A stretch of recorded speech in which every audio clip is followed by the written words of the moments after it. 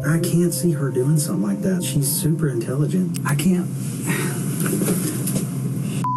This is the moment Zach realized his wife, Ashley, was a secret murderer. Police found Taylor Wright, a friend of his wife, lying dead on his property. Police suspect Ashley was the murderer, but Zach refuses to believe it. Little did he know, he was about to get the shock of his life in the interrogation room. Can you tell me how you came to know Taylor? Through working PI cases. Okay. She'd come over to our house every now and then. She met my wife. They became friends. Did you guys ever have a falling out or? Never. From doing this job for so long, I would just pick up little lies from her.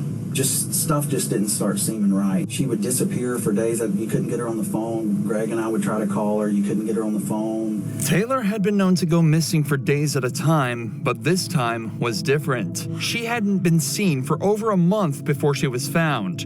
Early on, cops believed her disappearance was nothing out of the ordinary, but she'd left everything at home, and what little texts she sent to her friends were in language she wouldn't normally use. I mean, I'm sure now you've read the news and everything. Yeah. You kind of know the date that we're talking about. Have you had a chance to go back and pinpoint where you were on the 8th of September? It's I can't remember, but I'm trying to do the very best I can so I can tell y'all the best I can. I went to the bank yesterday to pull my statement. I know I ate lunch at the seafood place at 9 Mile in Pine Forest. I ate there, and I remember eating by myself, and I remember Ash not being able to make it because she was tied up with work. Taylor was last seen on the 8th of September, so Zach attempts to recount what he was doing that day. Given that he used his debit card to purchase food in the area, it's likely that his story is true. What's interesting, though, is that he mentioned he was out on his own as his wife was busy with work. It seems that he fully believes this to be the truth, and while he knows his wife has been questioned about the murder, he doesn't know that she's currently the #1 suspect.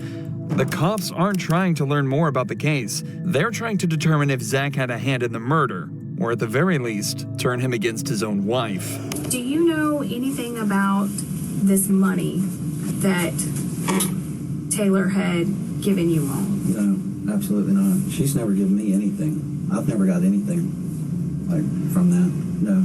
Okay.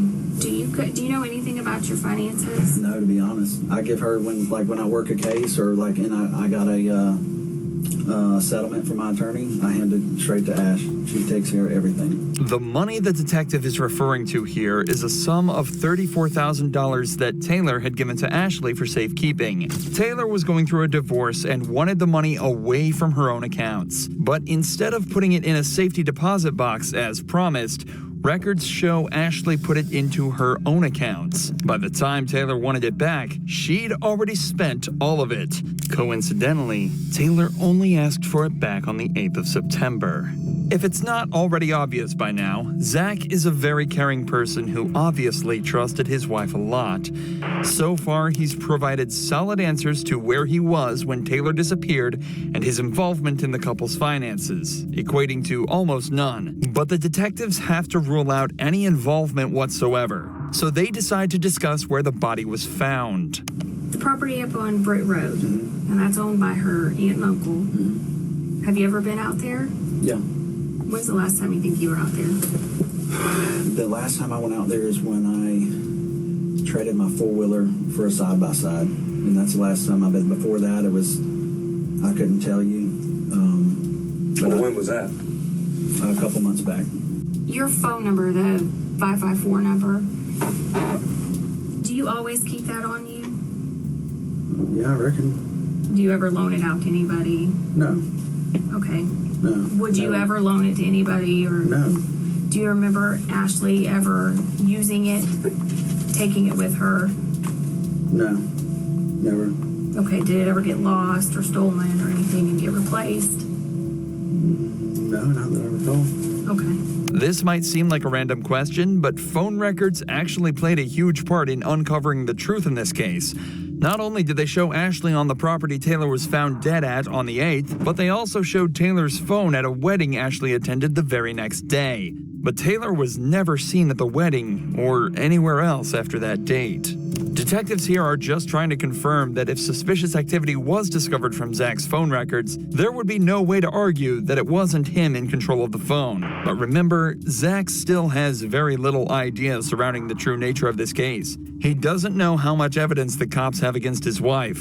All he's doing is defending himself and providing answers that'll hopefully solve the case. So given his compliance so far, the detectives decide to try and question him about some more physical evidence. Do you own any 9mm Yeah. handguns? What kinds? My Glock. Just one or I've got a lot of guns. So, a lot. I think one Glock 9. what model? 19. 19? Okay. Do you know how Taylor died? Yeah, Ackerman told me that the girl was shot, and he heard that from Molchan. So Ackerman told you and he got it from Molchan? Yeah. Okay. Did he elaborate on anything else? He just said that they thought the girl was shot. Okay. Did you ever buy Ashley a gun or anything of that nature? Man, over the years, yeah. Yeah. I bought her a 380 one time. What kind? PPK. Okay. And does she carry a firearm? I haven't seen her one in quite a while. Not at all. Mm-mm. Do you own a 38 airweight? Yes. And she used to. That's the last thing I ever remember seeing her with was a 38 airweight, and that was I haven't seen her with that in I don't know how long. I mean, I'm interested. Did you kill or participate in Absolutely the death not. I would Let never. me ask this question.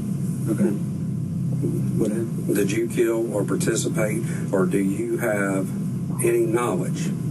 Zero, Jason. Absolutely none. I don't want to be nowhere near it. Nothing involved with it. Nothing. I know nothing about it.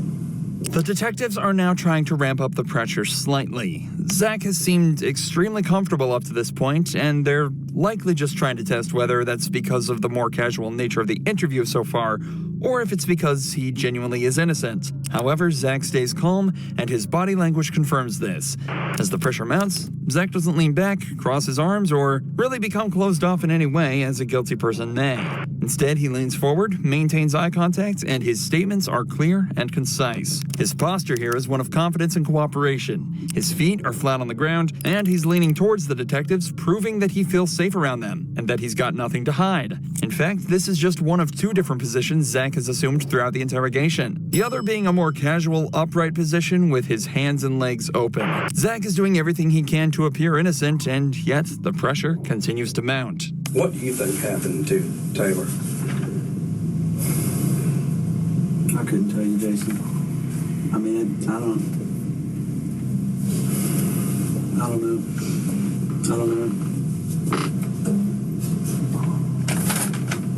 I mean, nobody deserves to ever get anything happen to them like that whatsoever. I don't know, buddy. I don't know what happened to her. And, I'm asking you, as this investigation continues, whether it's text, phone records, computers, financials, is there going to be anything that hems you up or ties you absolutely into that? nothing. Well, not just being involved in the actual murder, but as far as, afterwards. Helping conceal. If any person in this world was like, hey, Zach, come help me do something, I would run from that mother as fast as I could. Let me just... Hell, it's all over the news. Yeah. You've read it. Yeah, I've read Right. it, and And I mean... trying to swallow it and figure it out. I mean, it's like, it's terrible. But you've read it, so you know at least some of the details. Just based upon that and your knowledge of the job that we do and the job that you used to do, what's your thought? Feelings aside. Just logically. I can't see her doing something like that. I mean, she's super intelligent. You know, she's got a criminal. I mean, Master's degree. yeah, or back. Is it master's or back? I don't know. One of the two. And that's just sloppy. I mean, that's sloppy. I can't see her doing that. There's obviously a lot going on in Zach's head right now. He obviously doesn't want to believe his wife killed someone, but his years of experience as a PI, coupled with all the evidence against his wife, logically have to be convincing him otherwise. Not only were there the bank statements and the cell phone records. Yeah, but did they tell him that she stole the $34,000? I don't recall them mentioning that to him. Because that's a big deal. Like, then that obviously points a way big finger to his wife. But Ashley was even caught on camera at a hardware store purchasing the exact same type of cement that was used to fill Taylor's grave. At this point, though, the detectives have seen all they need to. Zach takes a minute to discuss a few things with his lawyer, and he signs a search warrant allowing them to obtain all his cell phone records.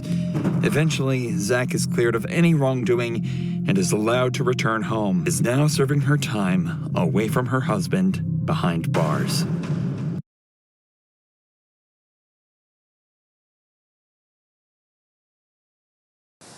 Okay, well, what? That seemed to have been cut short. We didn't, like, that wasn't enough information, I find. They couldn't show the interview with her. Like, whatever. That's weird. Usually there's a lot more evidence and interviews and stuff, but